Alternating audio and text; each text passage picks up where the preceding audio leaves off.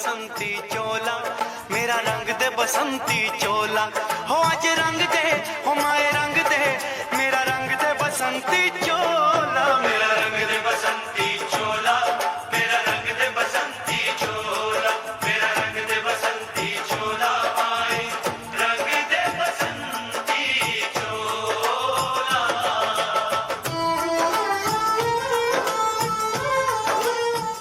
जोरदार तालियां बजती रहनी चाहिए। इनकलाब, इनकलाब, इनकलाब, भारत माता की। आज के दिन को शहादत दिवस माना जाता है क्योंकि तीन बहुत बड़े स्वतंत्रता सेनानी भगत सिंह, सुखदेव, राजगुरु, तीनों को आज ही के दिन फांसी की सजा दी थी अंग्रेजों ने, और वो हंसते हंसते फांसी के फंदे को उन्होंने चूम लिया। उस वक्त के पूरे भारतवर्ष को नहीं, पूरी दुनिया के लोगों को उन लोगों ने अपने शहादत से इंस्पायर किया था। लेकिन आज 100 साल हो गए, लगभग 100 साल के बाद भी आज के एक एक नौजवान के दिल के अंदर भगत सिंह बसते हैं।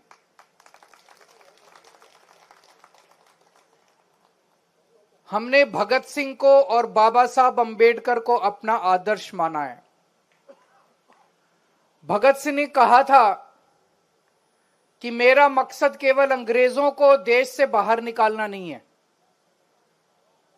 मेरा मकसद एक नया समाज गठित करना है जहां सबको बराबरी का अधिकार हो, गरीबों को उनका हक मिले, कोई गरीब ना रहे, सबको अच्छी शिक्षा मिले, अच्छी स्वास्थ्य सेवाएं मिले, सबको बरा जाति धर्म की भेदभाव नहीं होना चाहिए। उन्होंने कहा था कि अगर हमने ऐसे समाज का निर्माण नहीं किया तो अंग्रेजों के बाद ये गोरे अंग्रेज चले जाएंगे और काले अंग्रेज आके बैठ जाएंगे। उनको पता था कि ये होने वाला है। सोचो, उन्होंने 100 साल पहले बोल दिया था और आज हमारे देश के अंदर वही हो रहा है। जो जो सपने स्वतंत्रता सेनानियों के मन में थे और जिन सपनों के लिए उन लोगों ने अपनी जान की कुर्बानी दे दी, इतने अत्याचार बर्दाश्त किए, आज उनका एक भी सपना पूरा नहीं हो रहा, एक भी उल्टी दिशा में गंगा बहनी चालू हो गई है। हमारे पार्टी ने निर्णय लिया कि हमारे दो आदर्श हैं, बाबा साहब अंबेडकर और शहीद आजम भगत सिंह। हमने मेरे घर पे, जहां मैं कमरे में बैठता हूं, मेरे घर पे भी जितने लोग आते हैं, दोनों की फोटो लगी हुई है। घर पे भी जितने हमारे दिल्ली सरकार में दफ्तर थे, सबके ऊपर उनकी फोटो थी। पंजाब में जितने दफ्तर हैं, सब में, हर दफ्तर में भगवंत मान साहब के, सारे मंत्रियों के सारे दफ्तरों के अंदर उन दोनों की तस्वीरें हैं। दिल्ली में सरकार बनने के बाद सबसे पहला काम नई सरकार ने क्या किया? उन दोनों की तस्वीरें हटाने का काम किया। जैसे सबसे बड़ा काम यही था।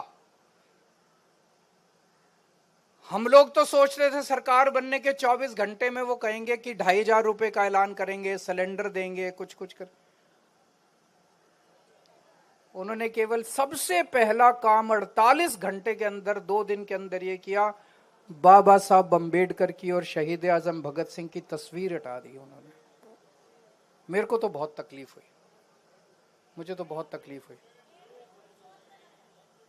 उनकी जगह उन्होंने अपने नेताओं की तस्वीर लगा दी। मैं आपसे पूछना चाहता हूं कि क्या शहीद आजम भगत सिंह और बाबा साहब अंबेडकर से बड़ा इस देश के अंदर कोई बलिदानी हो सकता है, बलिदान देने वाला हो सकता है?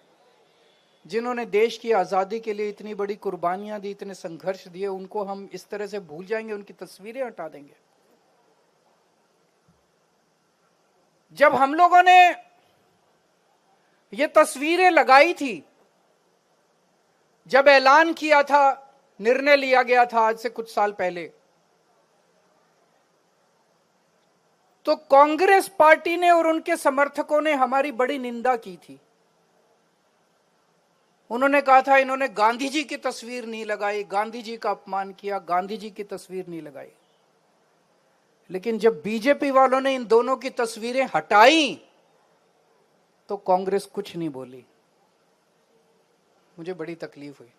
तो उनको ना तो गांधी जी से प्यार है ना इनसे प्यार है। ये तो घालमेल चल रहा है इन दोनों के बीच में, है कि नहीं है? इनको किसी से प्यार नहीं है। एक शब्द नहीं कांग्रेस वालों ने बोला, कांग्रेस के समर्थकों ने बोला कि बीजेपी गलत कर रही है। मैं आपको एक छोटा सा उदाहरण देना चाहता हूं बस। बात बहुत छोटी है लेकिन संकेत बहुत बड़ा है। आप लोगों ने एक किताब है, पढ़ी है कि नहीं पढ़ी मुझे नहीं पता, एक भगत सिंह जी के पत्र, भगत सिंह जी ने जो जेल से चिट्ठियां लिखी थी, उन्होंने अपने पिताजी को चिट्ठी लिखी थी, उन्होंने अपने साथियों को चिट्ठियां लिखी थी, उन्होंने जेल से कई लोगों को चिट्ठियां लिखी थी। और वो चिट्ठियां जेल से जब बाहर जाती थी तो बकायदा अंग्रेज अधिकारी उसको सेंसर करके पढ़ के और फिर बाहर भेजते थे।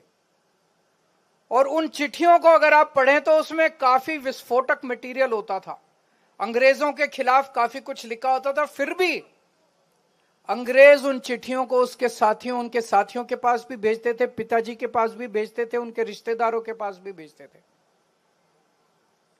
जब मैं जेल गया मैंने एक चिट्ठी लिखी एलजी साहब को, 2 लाइन की चिट्ठी।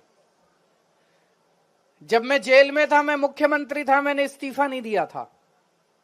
तो जब 15 अगस्त का समय आया तो 15 अगस्त के मौके पे मुख्यमंत्री झंडा फहराता है। तो मुझे चिंता हुई कि 15 अगस्त को इस बार कौन झंडा फहराएगा। तो एलजी साहब को मैंने एक चिट्ठी लिखी कि एलजी साहब, इस बार 15 अगस्त को चूंकि मैं जेल में हूं, मैं झंडा नहीं फहरा पाऊंगा, इसलिए हमारी मंत्री आतिशी जी को झंडा फहराने के लिए इजाजत दी जाए। बस, इसमें तो कोई आतंकवाद नहीं है, इसमें तो कोई मैं भड़का नहीं रहा किसी को, कोई गलत बात नहीं है इसमें। तो ये सिंपल सी चिट्ठी थी। ये चिट्ठी मैंने जेल के सुपरिंटेंडेंट को दे दी। मैंने कहा जी इसको देख लो, चिट्ठी को वेट कर लो, सेंसर कर लो और एलजी साहब तक पहुंचा दो।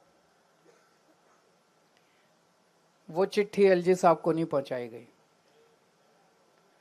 और मेरे को अगले दिन शो कॉज नोटिस मिला कि आपको हिम्मत कैसे हो गई ऐसी चिट्ठी लिखने की, क्यों ना शो कॉज कर दिए मिला कि क्यों ना आपकी जेल में मिलने वाली सुविधाएं बंद कर दी जाएं। मैं सोच रहा था यार, इसलिए आजादी की लड़ाई लड़ी थी क्या? अंग्रेजों ने भगत सिंह जी को हर किस्म की चिट्ठी लिखने की आजादी दी। सारी चिट्ठियां पढ़ना, वो किताब बड़ी शानदार, मैंने जेल में पढ़ी थी, भगत सिंह की चिट्ठियों की किताब, जो उन्होंने जेल से चिट्ठियां लिखी थी बाहर। उनको सारी चिट्ठियां लिखने की आजादी अंग्रेजों ने दी थी। मैं 2 लाइन की चिट्ठी मैंने एलजी साहब को लिखी, वो भी एक तरह से फॉर्मेलिटी वाली चिट्ठी थी। उस चिट्ठी के एवज में मेरे को शो कॉज नोटिस जारी कर दिया। अरे तो तुम तो अंग्रेजों से भी बदतर हो यार। क्या इसलिए देश की आजादी लड़ी थी? आज भगत सिंह की आत्मा अगर आसमान में होगी तो वो क्या सोच रही होगी, आंसू बहा रही होगी भगत सिंह की। इसीलिए मैं फांसी चढ़ा था, भगत सिंह सोच रहे होंगे, इसीलिए फांसी चढ़ा था मैं। अभी मैं जब आया सोशल मीडिया पे, ट्विटर पे एक वीडियो देख रहा था मैं। उस वीडियो में एक महिला बस में चढ़ी अभी और उसने कंडक्टर से पिंक टिकट मांगी। कंडक्टर ने देने से मना कर दिया। कंडक्टर ने बोला कि हमें ऊपर से आदेश आया है कि जिन जिन महिलाओं के पास फोन है उनको टिकट नहीं देनी, वो फोन पे ऐप डाउनलोड करके ऐप से टिकट ले ले। कितनी महिलाएं ऐप डाउनलोड करेंगे? कौन महिला टिकट लेगी? प्रधानमंत्री जी कह के गए थे कि कोई भी सुविधा बंद नहीं की जाएगी। मैं उन्हें अपील करना चाहता हूं कि आपका बड़प्पन तब है जब आप कुछ नई सुविधाएं दें। जो आज मौजूदा सुविधाएं दिल्ली के लोगों को मिल रही हैं वो बंद ना करें। लाखों लाखों महिलाएं रोज दिल्ली की बसों के अंदर सफर करती हैं। बहुत सारी महिलाएं हैं जो इस फ्री बस सफर की वजह से दूर दूर तक अब नौकरी करने लगी हैं, अपना काम धंधा करने लगी हैं। दूर दूर जाके भाई कई बेटियां ऐसी हैं जो कॉलेज की पढ़ाई अब कर पा रही हैं। उन सबको तकलीफ होगी अगर फ्री बस का सफर बंद कर दिया गया। आपने कहा था 8 मार्च को 2500 रुपए आपके अकाउंट में आ जाएंगे, लोग उसकी इंतजार करते रह गए। आपने कहा था होली पे गैस का सिलेंडर मिलेगा, लोग इसकी इंतजार करते रह गए। जो वादे आपने किए थे वो वादे पूरे करो ना। आप पुरानी सुविधाओं को भी बंद करते जा रहे हो, ये तो धोखा हो जाएगा लोगों के साथ, ये तो सही नहीं है। तो मेरी आप सब लोगों से, खासकर आम आदमी पार्टी के कार्यकर्ताओं से आज शहादत दिवस के अवसर पे निवेदन है, अपील है कि हमारी पार्टी सत्ता के लिए नहीं आई थी, सत्ता से पैसे, पैसे से सत्ता, इसके लिए नहीं आई। हमारी पार्टी बाबा साहब अंबेडकर और शहीद आजम भगत सिंह के सपनों को पूरा करने के लिए आई है। और ये ऐसे नहीं पूरे होंगे, उसके लिए बहुत बड़ी बड़ी कुर्बानियां देनी पड़ेंगी, लड़ना पड़ेगा, संघर्ष करना पड़ेगा। और आज हमारी पार्टी का एक एक कार्यकर्ता वो संघर्ष कर रहा है, चाहे वो सड़क पे कर रहा हो, चाहे असेंबली के अंदर बैठ के कर रहा हो, चाहे संसद के अंदर जब संजय सिंह दहाड़ते हैं तो पूरा देश सुनता है उनको कि किस तरह से ये संघर्ष करते रहना पड़ेगा हम लोगों को। और मैं पूरी तरह, मुझे विश्वास है कि जब आज के दौर का इतिहास लिखा जाएगा तो ये लिखा जाएगा कि केवल आम आदमी पार्टी थी जिसने इन क्रूर शासकों के खिलाफ संघर्ष किया और लड़ाई लड़ी थी।